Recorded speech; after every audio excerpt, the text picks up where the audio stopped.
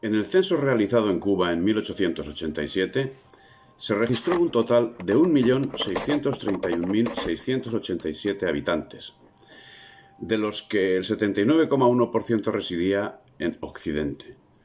El censo levantado por los usenses en 1899 registró 1.562.797 habitantes, de los cuales el 73,6% radicaba en Occidente. El problema reinante en la isla, en aquellos momentos, era el bandolerismo, que en 1889 había sido cortado de raíz por el general Salamanca, que hizo llegar a La Habana al separatista Maceo para controlarlo mejor, pero que le dio pie a una intensa vida social manejando siempre en pro del separatismo. Si bien daba a entender su distanciamiento con los instigadores del mismo, señalándose ante los anexionistas con los Estados Unidos como adversario. Para que estos señores sepan mi parecer, decía, solo diré que yo, que he peleado 10 años por Cuba contra España, estoy dispuesto a pelear 20 años por España contra los Estados Unidos. Mientras tanto, en 1890, se activaban los trabajos separatistas en Oriente, sobre todo en la jurisdicción de Holguín. El cabecilla era José Miró y Argenter, un catalán renegado que peleó como carlista en la guerra anterior que había creado una atmósfera de guerra desde las columnas del periódico autonomista La Doctrina. La maquinaria separatista no estaba ni mucho menos controlada. Así, en el 92, José Martí declaraba en Cayo Hueso, en Estados Unidos, las bases de la constitución de un Estado cubano independiente y el 2 de mayo de 1895 escribía lo siguiente.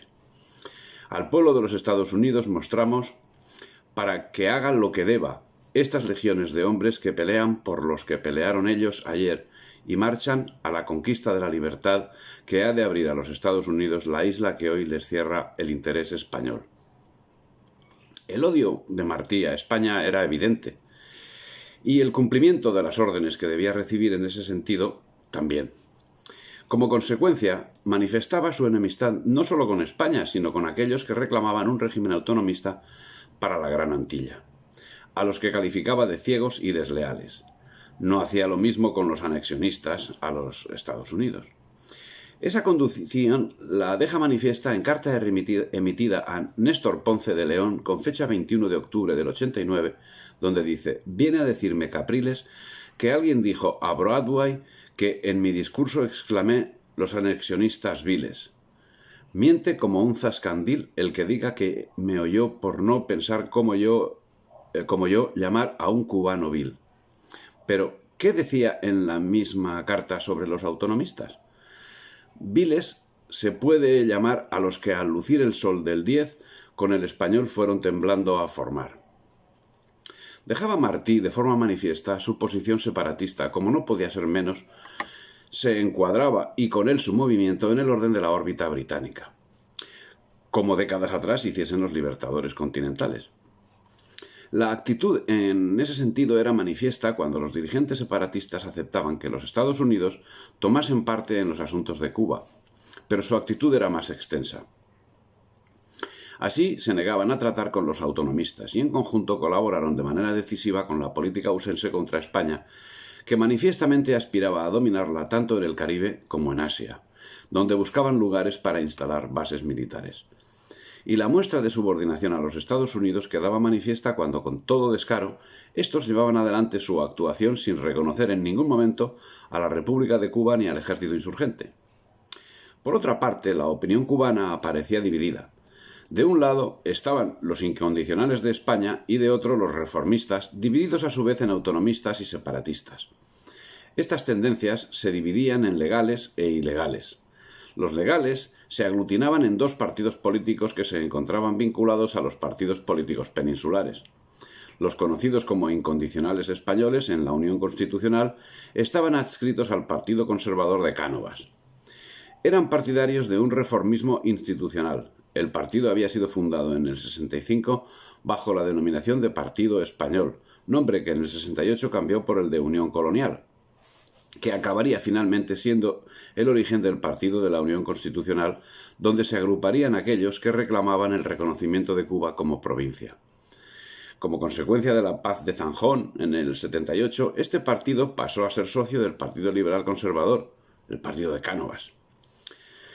Los liberales que estaban adscritos al partido de Sagasta y eran partidarios de la autonomía eran el otro sector. Por su parte, los ilegales, aglutinados en el Partido Revolucionario Cubano, abogaban por la separación de España.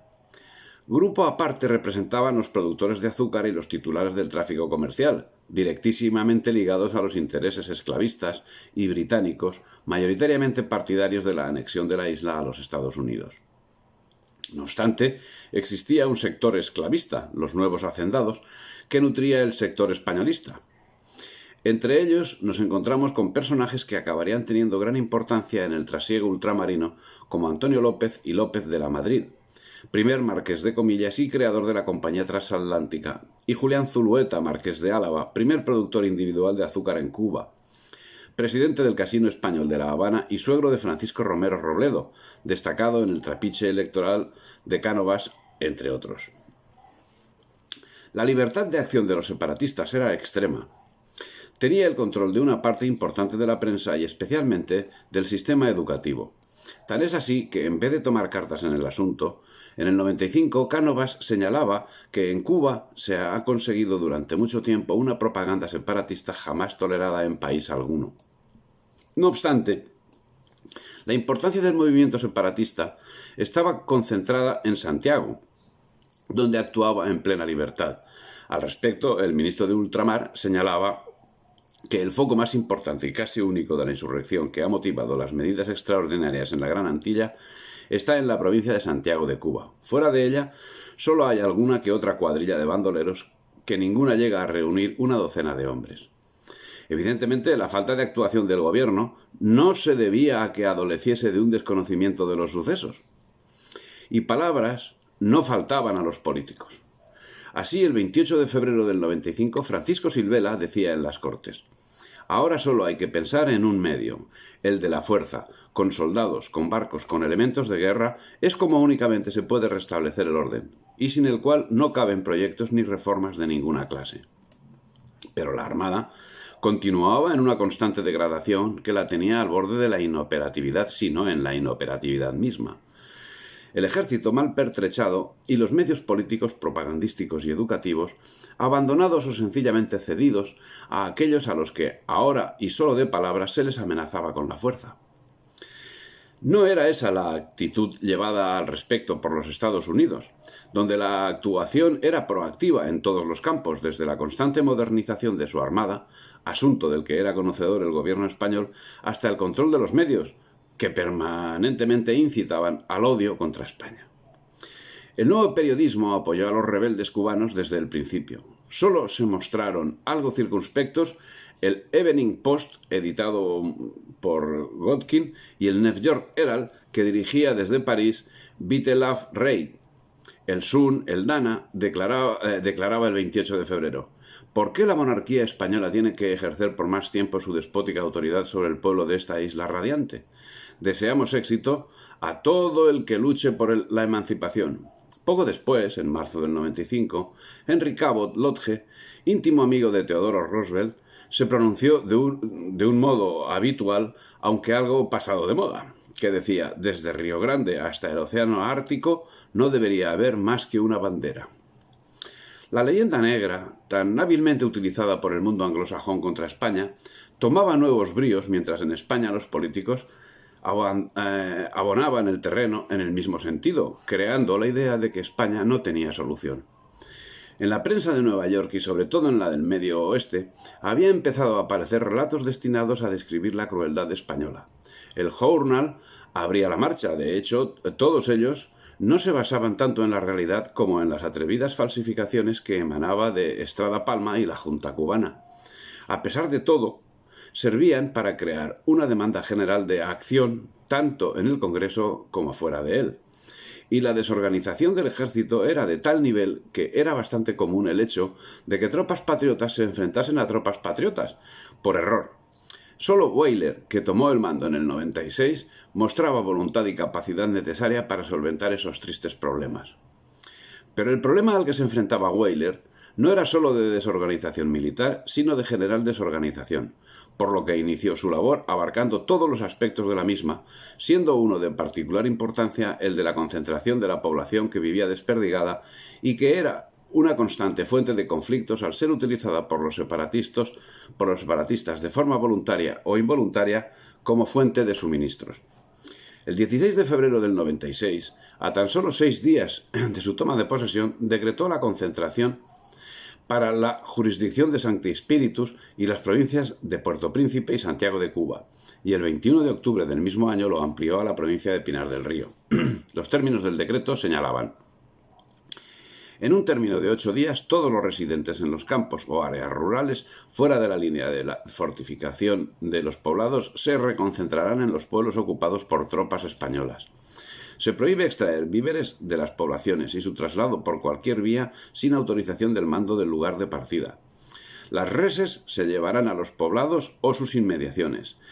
El que infrinja estas disposiciones se considera rebelde y como tal sería juzgado. Paralelamente fue dispuesto que se creasen zonas de cultivo donde debían aplicarse los concentrados, lo que ocasionó revueltas en un sector importante de los mismos que se negaban a trabajar. Estas medidas darían argumentos a los mambises como a los usenses para desatar campañas contra España hasta el extremo que el gobierno usense envió una nota diplomática injuriosa, lo que motivó que Weyler pidiese al gobierno español que exigiese explicaciones a Washington. Y es que la medida evidentemente fue positiva, ya que privaba a los insurrectos de importantes fuentes de suministro. Por otra parte, y a pesar de la premura manifestada, la reconcentración no se hizo con la premura que señalaba la prensa, ya que se dio tiempo sobrado a los campesinos para que pudiesen recolectar los frutos que los insurrectos no les habían quitado. Sí, se trataba de una medida de fuerza, pero de una medida de fuerza que era bien vista por importantes sectores de la población que de otro modo se veían expuestos a las acciones terroristas de los separatistas, que atacaban indiscriminadamente todo medio de producción y amenazaban de muerte a quienes no les prestasen apoyo. Quienes quisieron, aquellos contrarios a la insurrección, pudieron desmontar sus viviendas y montarlas nuevamente en lugar seguro, donde se les facilitó terrenos de cultivo. La fuerza, lógicamente, sería aplicada a quienes se mostraban renuentes. Debe convenirse que las medidas adoptadas por el nuevo capitán general ocasionaron sensible daño a la insurrección, lo que ocasionó que ésta recrudeciese las amenazas que ya había hecho públicas. En ese sentido, el 15 de abril, Máximo Gómez envió desde su cuartel general una circular en la que declaraba, refiriéndose a la recolección del azúcar: los propietarios de los molinos que continúen moliendo serán ahorcados inmediatamente. Solo es necesario identificarlos. Ante semejante amenaza, se dispuso la guarda de los lugares sensibles a la misma, pero la corrupción estaba tan generalizada que algunos oficiales no accedían a que sus tropas defendieran las plantaciones a menos que fueran resarcidos por los propietarios. La determinación de Weyler se sobreponía hasta a la corrupción, llevando a cabo un efectivo acoso sobre los separatistas, que en estos momentos, cuando estaban vencidos, vieron cómo, tanto de los Estados Unidos como desde Madrid, en boca de políticos como Sagasta o Moret, se iniciaba una ácida crítica al general Weyler. Una crítica que acusaba al general del mayor de los despotismos por la aplicación de su política de concentración. En esas críticas apelaban los usenses a la humanidad y a los principios que siempre han allanado, en un tiempo en que estaban confinando a zoológicos a poblaciones enteras. A aquellas poblaciones que habían logrado escapar del metódico genocidio que llevaron a lo largo de todo el siglo XIX. Es el caso que Weyler estaba obteniendo, si no todos, bastantes objetivos. Como consecuencia de este avance, el presidente Cleveland manifestó: habiéndose manifestado la incapacidad de España para habérselas con la insurrección, nuestro deber para con la soberanía de España será reemplazado por deberes más altos que difícilmente podemos vacilar en reconocer y cumplir.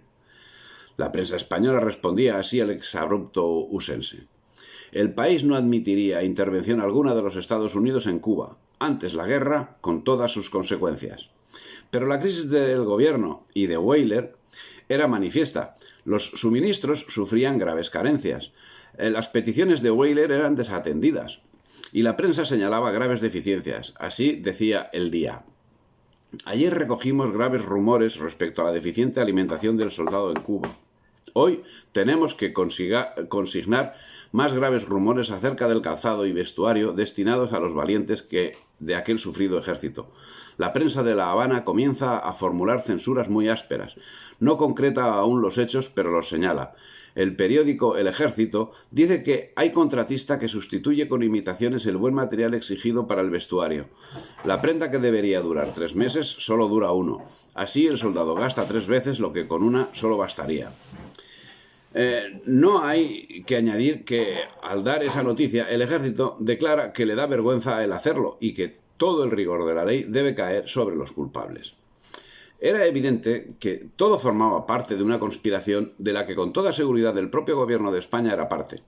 Pero también parece evidente que el propio gobierno no sabía dar el paso siguiente, motivo por el que de forma reiterada el gobierno usense estaba anunciando una acción directa. En estas mismas fechas se estaba llevando a cabo una importante transacción económica en Nueva York. En nombre de los insurrectos, Tomás Estrada Palma acordó con la compañía usense Christie and Hannay, representada por Samuel Hannay y John McCook, un contrato mediante el cual gestionarían la compra de la isla de Cuba a España en nombre de los separatistas. Evidentemente, España ya llevaba un siglo de comparsa, un siglo de colonia, y la colonia debe cumplir las instrucciones de la metrópoli. En cumplimiento de esas instrucciones y amparándose en el creciente control de la situación, al que se habían supeditado las medidas políticas, el 4 de febrero del 97, las Cortes firmaron un decreto disponiendo la concesión de la autonomía para Cuba. Medida que fue duramente criticada tanto por Weyler como por importantes sectores de la sociedad cubana que señalaban su inconveniencia dado que todavía existía territorio controlado por los separatistas. Pero es que además el gobierno autónomo se encontró con que quienes habían estado exigiendo la creación del mismo no lo vieron con buenos ojos. Así, y a pesar de que a finales del 97 el presidente usense había prometido que no intervendría en Cuba si España le concedía la autonomía a la isla, en marzo del 98 su representante en Madrid hizo al gobierno español una nueva oferta de compra de la isla por $300 millones. ¿Dónde estaba el motivo de esa actitud nuevamente hostil de los Estados Unidos? Evidentemente en que la autonomía también podía significar el fin del conflicto, algo que no estaba previsto en el plan usense. Por otra parte, la sublevación estaba en horas bajas. El cabecilla Maceo había muerto en combate y la insurrección bajaba notablemente su intensidad, todo lo cual alarmó a los instigadores usenses que veían cómo la situación basculaba alarmantemente a favor de España y se anunciaba que el capitán general de Cuba acabaría en breve con la insurrección, con lo que la posibilidad de instalar una base naval en las Antillas desaparecería si los Estados Unidos no tomaban parte directa en la guerra.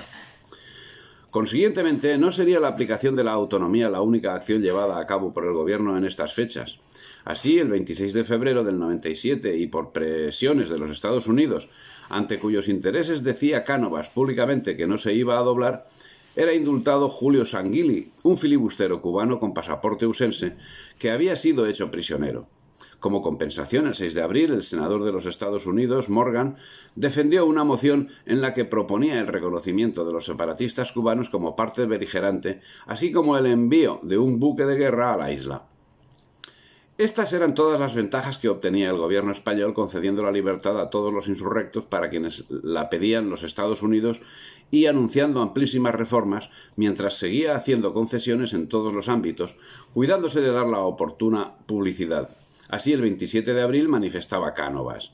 Francia, Inglaterra, Alemania y los Estados Unidos se habían dirigido al gobierno de España para obtener la libertad de sus súbditos y yo, decía el señor Cánovas, me he dirigido a las autoridades de la isla previniéndolas que en lo sucesivo se abstengan de retener mucho tiempo a los súbditos extranjeros sin tomarles declaración para probar la culpabilidad que pudieran tener. No se conformaron con eso. La Corte Suprema de los Estados Unidos resolvió que el transporte de armas, municiones y otro material de guerra de los Estados Unidos a cualquier otro país, ya con intento de usarlas en la guerra o con cualquier otro fin, no constituiría una ofensa contra la nación, no envolviendo ello la violación de ningún principio de neutralidad admitido por la República. Pero todas estas acciones claudicatorias no eran suficientes muestras de sumisión. Era necesario algo más. El 8 de agosto del 97 caía asesinado el presidente Cánovas, cuya condición de servidor de los intereses británicos no le sirvió de salvoconducto. ¿Estaba incumpliendo lo ordenado en relación a Cuba? Tal vez. El caso es que fue asesinado mientras viajaba hacia España el general Woodford como delegado de los Estados Unidos. Era Woodford un conocido colaborador de los separatistas. La respuesta del separatismo cubano al asesinato de Cánovas tuvo rápida respuesta por boca de Máximo Gómez, quien proclamó no aceptar las reformas ni la autonomía, algo que no había hecho desde el 4 de febrero. Esperó 5 meses y medio para emitir la proclama, algo cuando menos llamativo, con lo que abortaba su previsto abandono de la isla. Lo cierto es que la muerte de Cánovas allanó las dificultades para el asunto que nos ocupa. El nuevo gobierno pondría menos cortapisas, ya que no tenía sobre sí el cumplimiento de la promesa de Cánovas, el último hombre y la última peseta por la defensa de Cuba, que, aunque solo fuese teatro, podía haber significado el fin de su carrera política. Tras el asesinato de Cánovas el 8 de agosto del 97, interinamente hasta el 29 de septiembre sería presidente el general Azcárraga, que traspasaría el gobierno a Sagasta, que se mostraba dispuesto a dar los pasos que Cánovas no se decidía a dar.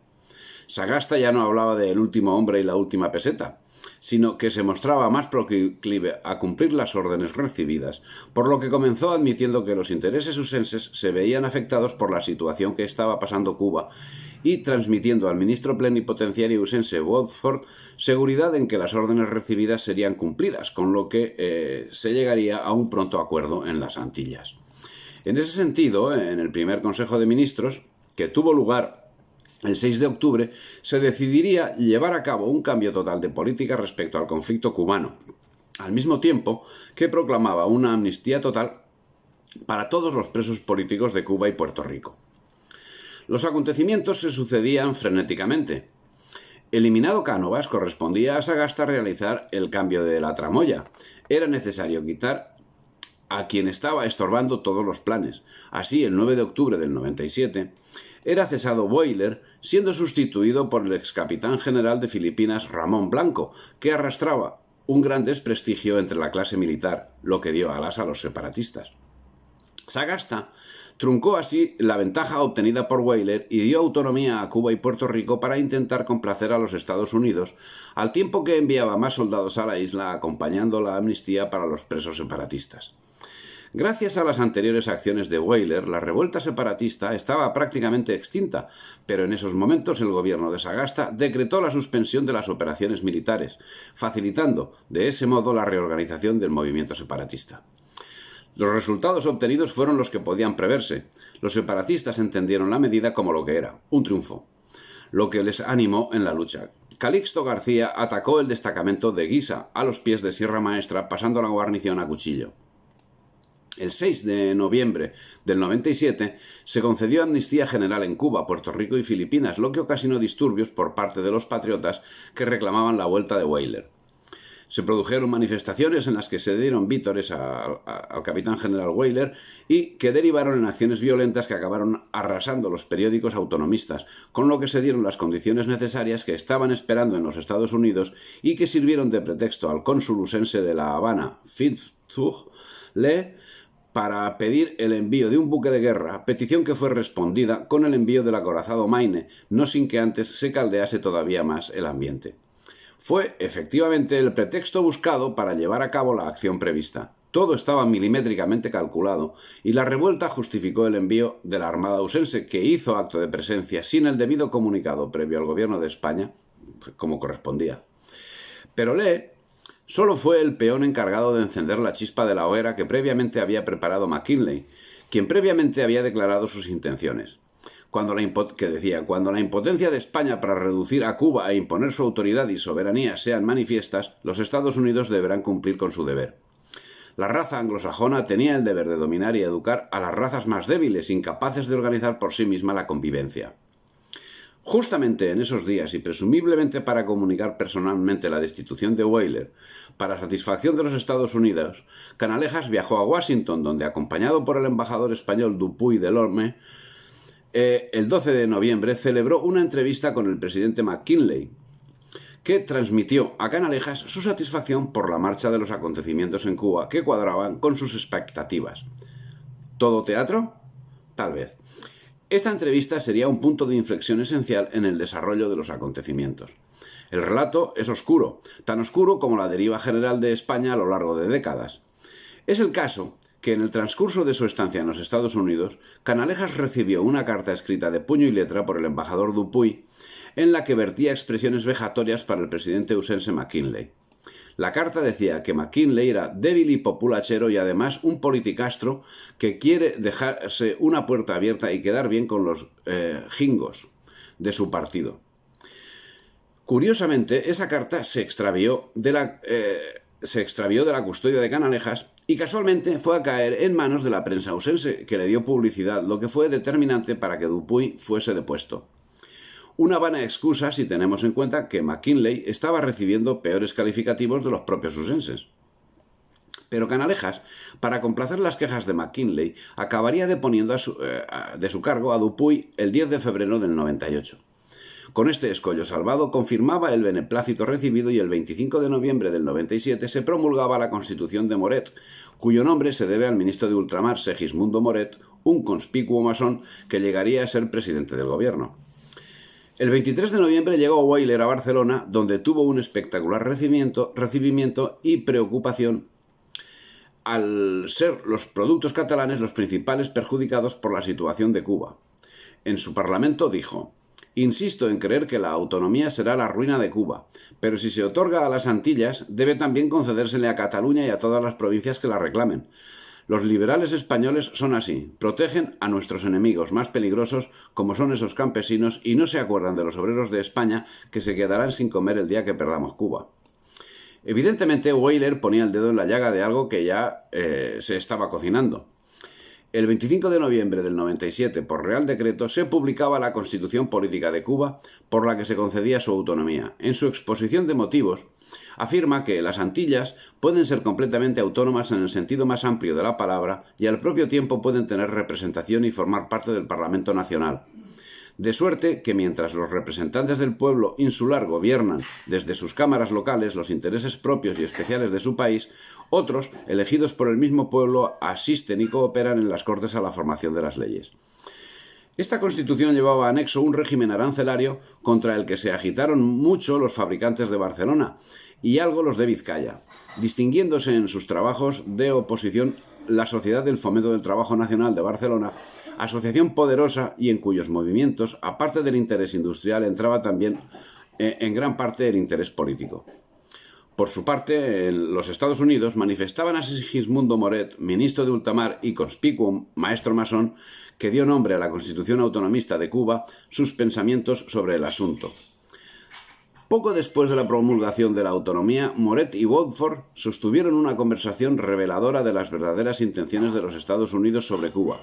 Woodford dijo a Moret: «No creo que la autonomía proporcione la paz a Cuba bajo la bandera española. No creo que los insurgentes puedan asegurar la paz y el orden en Cuba bajo un gobierno libre e independiente. Vuestro partido español es muy fuerte. No veo delante de mí sino desorden, inseguridad de las personas, destrucción de la propiedad. Solo hay un poder, una bandera que puede asegurar la paz y compeler la paz. Los Estados Unidos son ese poder. Y la bandera norteamericana es esa bandera». Y Máximo Gómez la rechazó al tiempo que anunciaba que fusilaría a cualquier emisario que fuese enviado para negociar. Sin embargo, el 1 de enero del 98 se constituyó en Cuba el primer gobierno autónomo y varias partidas manifestaron su deseo de someterse. A la vista de los acontecimientos, podemos hacernos cargo de las palabras que cruzaron McKinley y Canalejas en tan amigable entrevista más arriba referida, de la que debería salir la solución al conflicto. Es el caso que, tal vez para contentar a la opinión pública española, el gobierno español cursó un escrito al de los Estados Unidos en que se expresaban quejas por el gran número de expediciones filibusteras que frecuentemente salían de los puertos usenses. El gobierno usense contestó el 25 de diciembre del 97 manifestando que en el Servicio de Vigilancia de las Costas había empleado una porción de barcos que enumeraba y había gastado grandes sumas a fin de hacer efectiva la inspección e impedir que se faltase a las leyes de neutralidad, con lo que quedaba resuelta la queja del gobierno español. Con la tranquilidad en la resolución de una queja presentada por un fiel subordinado, McKinley tardó horas en emitir un nuevo comunicado abiertamente insultante para España y para el general Weyler, que recibió una réplica el 30 de diciembre del 97 por parte del general Weyler, mediante un manifiesto protesta en el que decía que el gobierno debió protestar del mensaje presidencial de los Estados Unidos porque en él se ofendía a España y se injuriaba al ejército. El gobierno cayó, claro. Y el 31 de diciembre se celebró el primer Consejo de Ministros de Cuba, quedando constituido el gobierno autónomo, al tiempo que Francisco Silvela manifestaba que la constitución de nuestras provincias americanas en estados confederados es el golpe de estado más grave que registra la historia moderna. Francisco Vicente Aguilera, Pedro Figueredo, Carlos Manuel de Céspedes, Vicente García, Salvador Cisneros, Betancourt y Miguel Jerónimo Gutiérrez ejemplifican a este grupo de terratenientes revolucionarios empeñados en expulsar a España de Cuba.